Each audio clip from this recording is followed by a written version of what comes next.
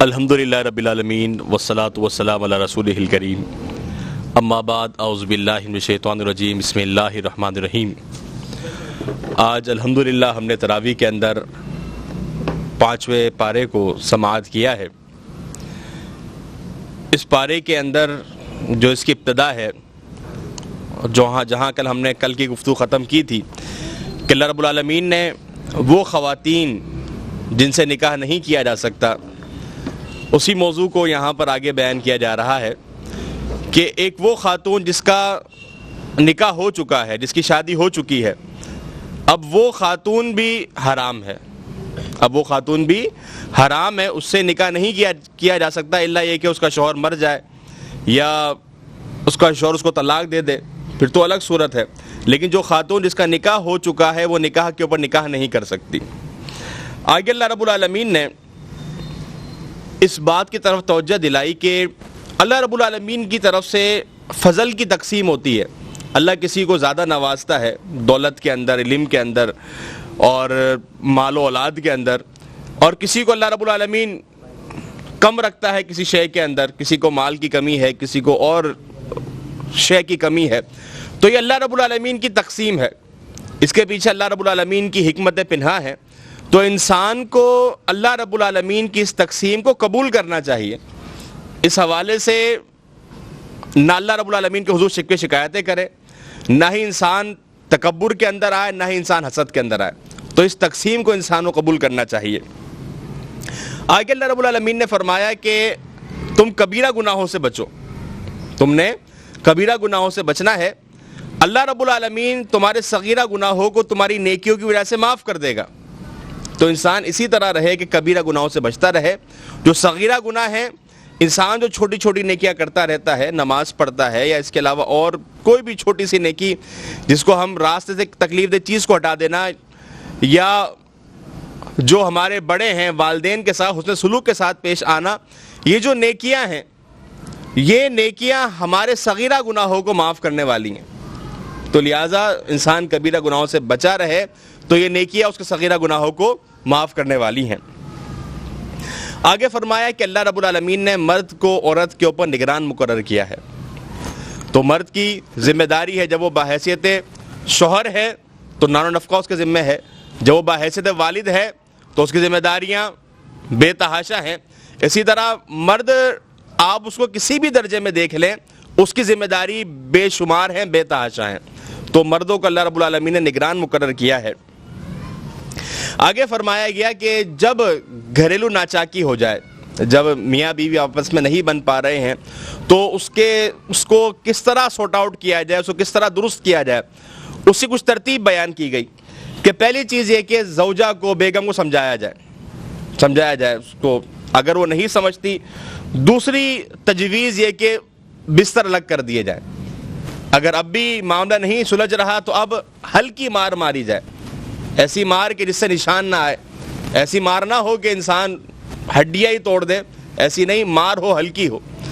تو تیسری چیز یہ کہ مار، اب بھی معاملہ درست نہیں ہو رہا ہے، معاملہ سمٹ نہیں رہا ہے، معاملہ سلجھ نہیں رہا ہے، تو اللہ رب العالمین نے اس بات کی طرف دعوت دی کہ اب لڑکی والوں کے گھر والوں کو بلا لیا جائے، ادھر لڑکے والوں کے گھر والوں کو بلا لیا جائے، اور طرفین کی جانب سے لوگوں کو بلا کر، ان کے حکم کو بلا کر، اور اس فیصلے کو سر انجام دیا جائے کہ معاملہ جو سلجھ نہیں رہا وہ کسی ایک کروٹ پر بیٹھ جائے۔ تو یہ ترتیب بتائی گئی۔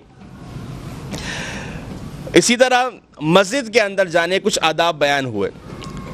جو نشہ حرام ہوا ہے وہ ایک سمجھے کہ ایک سٹیپ بائی سٹیپ حرام ہوا ہے۔ تو اسی سٹیپ کے اندر ایک سٹیپ یہ بھی تھا کہ جب تم نماز پڑھنے جا رہے ہو، جب تم مسجد جا رہے ہو، تو اس وقت تم نشہ کر کے نہ جاؤ، تو ایک سٹیپ تھا۔ اس کے بعد پھر کلی طور پہ حرمت آ گئی کہ اب نشہ نہیں کیا جا سکتا۔ اسلام کی خوبصورتی ہے کہ چیزوں کو سٹیپ بائی سٹیپ رکھا ہے۔ تو نشے آور چیزوں کے متعلق بھی یہی بات ہوئی، شراب کے متعلق بھی، کہ پہلے بتایا گیا کہ اس کے اندر خوبی کم ہے، خرابی زیادہ ہے، پھر کہ جب تو نماز پڑھنے جاؤ نشہ کر کے نہ جاؤ، پھر آخر میں اس کو نجس قرار دے کے اس کو حرام کر دیا گیا۔ اس کے متعلق انشاءاللہ ہم پڑھیں گے۔ تو اللہ رب العالمین نے مسجد میں جانے کے آداب کے حوالے سے پہلی بات ہے کہ نشہ کر کے انسان نہ جائے، اور دوسری بات یہ کہ جب انسان حالت جنابت کے اندر اس موقع پر مسجد میں نہ جائے، وہ پاکیزگی حاصل کر لے. اگر پانی موجود ہے پانی کے ساتھ پاکیزگی حاصل کرے، اگر پانی موجود نہیں ہے تو وہ مٹی کے ساتھ پاکیزگی حاصل کرے، وہ تیمم کر لے. آگے یہود کی بدبختی بیان ہوئی کہ یہود کیا کیا کرتے تھے. وہ اپنی کتاب میں تورات میں تحریف کیا کرتے تھے، اور اس کے ساتھ وہ اللہ رب العالمین کے احکامات کو سنی انسنی کر دیا کرتے تھے کہ گویا کہ سنا ہی نہیں. اور جب سنتے تھے، تیسری خرابی یہ کہ سننے کے بعد سن لیا، اب اس کے متعلق الٹ عمل کرتے، نافرمانی کرتے. 180 ڈگری ان کا عمل ہوتا تھا، بالکل اس کی مخالفت میں عمل کیا کرتے تھے. آگے اللہ رب العالمین نے فرمایا کہ اللہ شرک کو معاف نہیں کرے گا. یہ اللہ رب العالمین کا اصول ہے، یہ سنت ہے کہ اللہ رب العالمین شرک کو معاف نہیں کرے گا. اس کے علاوہ کوئی بھی گناہ ہے اللہ چاہے تو معاف کر دے، لیکن شرک ایسا گناہ ہے اللہ رب العالمین اس کو قطعاً معاف نہیں فرمائے گا. آگے فرمایا گیا کہ جہنم کے اندر جب بندوں کو عذاب ہوگا تو ان کی جلد تبدیل ہوگی. جب ایک جلد خراب ہو گئی ہے عذاب سے، آگ کی وجہ سے، جہنم کی گرمی کی وجہ سے، تو جلد تبدیل ہوگی. اور ایک سائنسی تحقیق بھی ہے کہ جو ہمیں درد محسوس ہوتا ہے جلد کی وجہ سے ہوتا ہے. اگر یہ جلد نہ ہو تو ہمیں درد محسوس نہ ہو، تو یہ جلد تبدیل ہوگی تاکہ وہ درد کو صحیح معنی میں محسوس کر سکیں. اسی طرح آگے بیان کیا گیا کہ جو عہدے ہیں خصوصاً حکومتی عہدے یہ اہل لوگوں کو دینے، نہ اہلوں کو نہیں دینے. نہ اہلوں کو اگر ہم سپرد کر دیں گے عہدے تو پھر وہ اداروں کو، علاقوں کو تباہ و برباد کر دیں گے.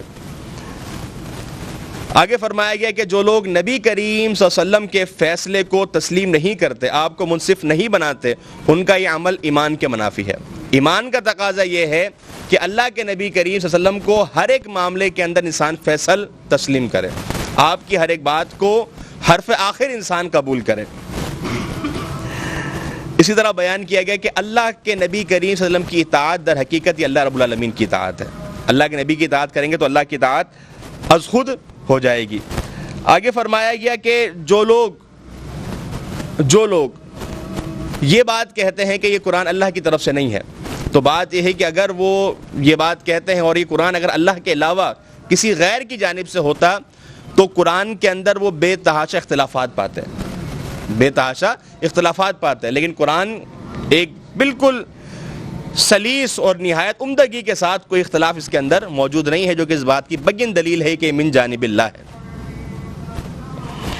اسی طرح قتل کے احکامات بیان ہوئے ہیں، اور آگے بیان ہوا کہ جو لوگ فاسق ہیں، گمراہ ہیں، فرشتے ان کی روح کو جب قبض کرتے ہیں تو نہایت ظلم کے ساتھ قبض کرتے ہیں.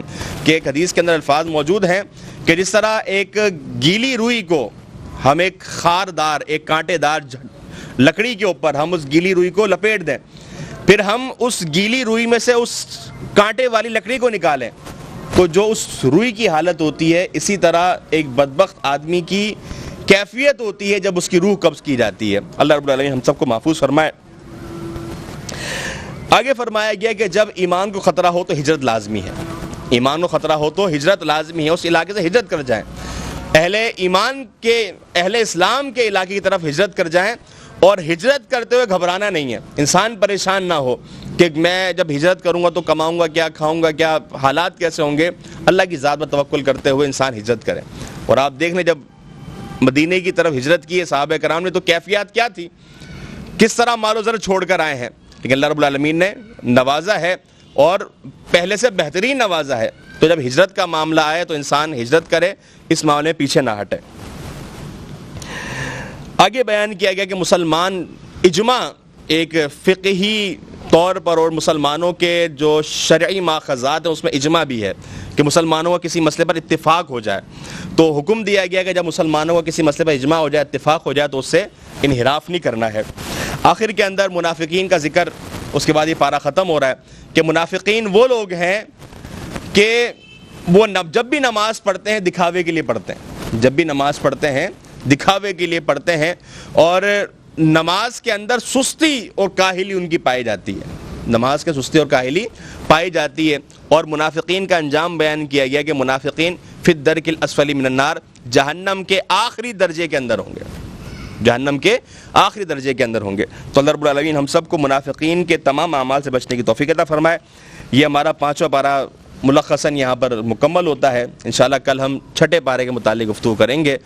سبحانک اللہم و بحمدک اشہد ان لا الہ الا انت استغفرک و اتوب الیک. السلام علیکم و رحمۃ اللہ وبرکاتہ.